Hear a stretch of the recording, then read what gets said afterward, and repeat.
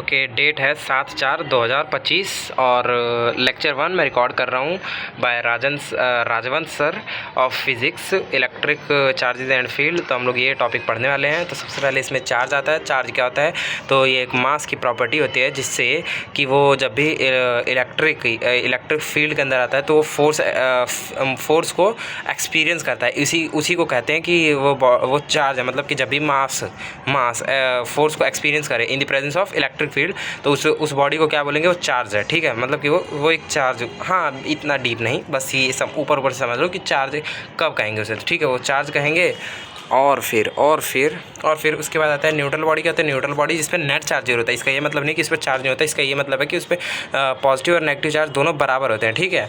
और कंडक्टर्स क्या होते हैं? कंडक्टर्स वो होते हैं जिसके पास फ्री इलेक्ट्रॉन्स होते हैं। फ्री इलेक्ट्रॉन्स का मतलब ये है कि फ्री इलेक्ट्रॉन्स होते हैं, और जिसमें फ्री इलेक्ट्रॉन्स का ये मतलब है कि जिसमें से करंट फ्लो होता है। और इंसुलेटर होते हैं जिसके पास फ्री इलेक्ट्रॉन्स नहीं होता है, जिसकी वजह से इंसुलेटर में करंट फ्लो नहीं होता। और फिर हम लोग एक बॉडी को चार्ज कैसे दे सकते हैं? पहला तरीका है, अगर हम लोग उसमें से इलेक्ट्रॉन निकालें तो ओवरऑल पॉजिटिव चार्ज आ जाएगा, और फिर यहाँ पे हो जाएगा क्या कहते हैं, बॉडी पॉजिटिवली चार्ज होगी।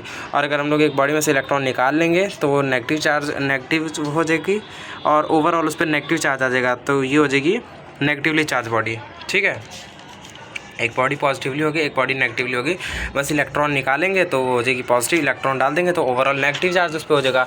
चार्ज दो तरीके होते हैं, पॉजिटिव एक नेगेटिव। और चार्ज कैसा यूनिट? कूलम्ब होती है। इसका डायमेंशन 80 होता है। सीजीएस यूनिट इसकी फ्रैंकलिन है। इसको इलेक्ट्रोस्टैटिक यूनिट या स्टेट कूलम्ब भी कहते हैं। प्रॉपर्टी ऑफ चार्ज में पहली प्रॉपर्टी इसकी ये है, बोर्ड्स के लिए बहुत इंपॉर्टेंट है। पहली प्रॉपर्टी है ये एक स्केलर क्वांटिटी है, चार्ज ट्रांसफरेबल है, और ऑलवेज चार्ज है always associated with mass. Charge quantize मतलब कि जो इलेक्ट्रॉन्स है वो हमेशा हम लोग फुल नंबर्स में दे सकते हैं। ये नहीं कि हम लोग आधा इलेक्ट्रॉन पौना इलेक्ट्रॉन दे सकते हैं। ठीक है, तो चार्ज ऑन और क्या कहते हैं, चार्ज क्वांटाइज है, जिसका फॉर्मूला Q=NE है। इसका डीपली हम लोग क्वेश्चन से समझेंगे, बिकॉज यहाँ समझाना मेरे लिए थोड़ा कॉम्प्लिकेटेड है, क्योंकि इस समय जिस समय मैं रिकॉर्ड कर रहा हूँ इस समय थोड़ा सा इसमें मेरे लिए ये टफ टॉपिक है, लेकिन मैं अभी इसे समझूंगा क्योंकि लाइव क्लास चल रही है। 7 अप्रैल को है, मैं रिकॉर्ड कर। ठीक है, तो 1 इलेक्ट्रॉन पे इतना चार्ज होता है 1.602, नहीं मेरे को सिर्फ 1.6 × 10⁻19 कूलम याद रखना है। एक इलेक्ट्रॉन पे चार्ज इतना होता है। और जब जो चार्जेस होते हैं, जब चार्जेस दो सेम चार्जेस अपने आपस में इंटरेक्ट करते हैं तो रिपेल करेंगे, ऑपोजिट होंगे तो ऑब्वियसली अट्रैक्ट करेंगे। चार्ज जो होता है वो हमेशा कंजर्व होता है, ये हमें पता है।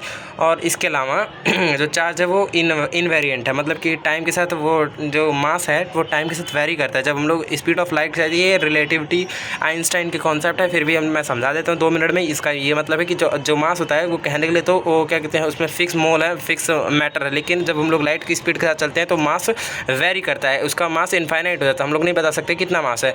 लेकिन जो चार्ज है वो क्या कहते हैं, टाइम के साथ वेरी नहीं करता। तो यहाँ पे यही कहा जा रहा है कि इनवेरिएंट का मतलब कि टाइम के साथ वेरी नहीं करता। ठीक है, फिर उसके बाद आता है lecture number 2, method of charging. हम लोग एक बॉडी को किस तरीके से चार्ज कर सकते हैं, और कॉन्सेप्ट ऑफ अर्थिंग, और ये इलेक्ट्रोस्कोप, जो कि हम लोग थर्ड लेक्चर में चला जाएगा। ठीक है, सबसे पहली बात यहाँ पे लेक्चर नंबर 2 में हमें 1 कूलम में ये याद करना है कितने इलेक्ट्रॉन्स होते हैं। वो होते हैं 6.25 × 10⁻18 इलेक्ट्रॉन। और इसकी कैलकुलेशन थोड़ी समझने वाली है, जिसको समझ गए तो अच्छी बात है, नहीं समझे तो भी बस मुझे ये मेन चीज़ याद रखनी है। और ये एक बहुत ही मज़ेदार क्वेश्चन है। इसके अलावा यहाँ पे आता है मेथड ऑफ चार्जिंग। पहला मेथड है फ्रिक्शन से।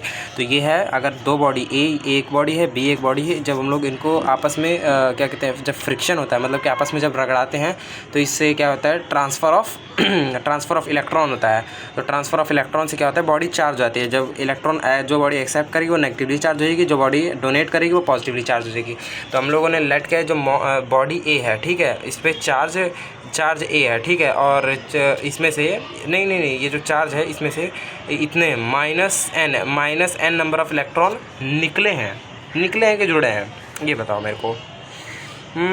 यहाँ पे तो ठीक है, ये मेरे को ये यहाँ से हटाओ, थोड़ा यहाँ पे आ जाओ। ये इसका जो फाइनल मास ऑफ ए कैसे निकला है, ये देखो। पहले इसका इनिशियल मास ये था, और इसमें n नंबर ऑफ इलेक्ट्रॉन जुड़ गए हैं, तो इसका मास बढ़ गया है इस ए बॉडी का, क्योंकि इसने इलेक्ट्रॉन एक्सेप्ट किया और इसमें से इलेक्ट्रॉन निकले हैं, तो इसका मास कम हो गया है।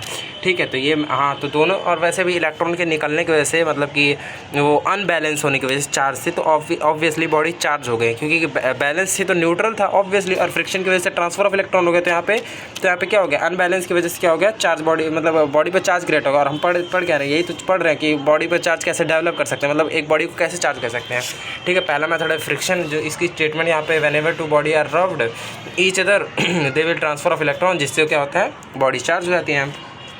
बहुत बढ़िया क्वेश्चन। इसके बाद आता है कॉन्सेप्ट ऑफ कंडक्टर। कंडक्टर क्या होता है, तो जब हम लोग कंडक्टर तो मैंने पढ़ाया है, और कंडक्टर में क्या होता है, मोबाइल इलेक्ट्रॉन मतलब कि मूवेबल इलेक्ट्रॉन, और जो पॉजिटिव चार्ज होता है वो फिक्स होता है।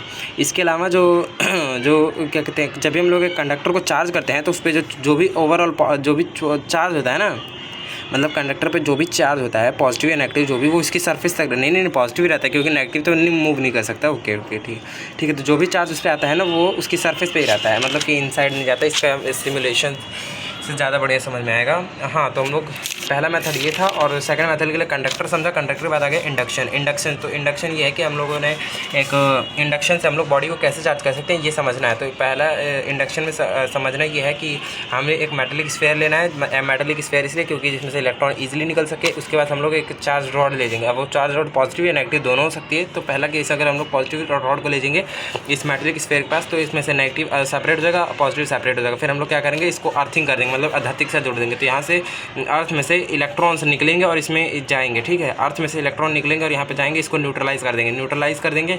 फिर जब हम लोग इसे हटाएंगे तो ओवरऑल इनका डोमिनेंस हो जाएगा, क्योंकि ये तो न्यूट्रल हो गया, तो ओवरऑल ये फालतू हो गया। तो यानी कि ये बॉडी नेगेटिवली चार्ज होगी। ये हो गया इंडक्शन से हमने बॉडी को चार्ज कर दिया, नेगेटिवली चार्ज। अब हम लोग पॉजिटिव चार्ज कर सकते हैं। तो पॉजिटिव चार्ज करने के लिए सिमिलरली यहाँ पे हम लोग वही कॉन्सेप्ट लगाएंगे, नेगेटिव बॉडी को लेंगे, पॉजिटिव इधर आ गया, यहाँ से इलेक्ट्रॉन निकल के धरती में चले जाएंगे, क्योंकि यहाँ पे हाँ, यहाँ से धरती में चले जाएंगे।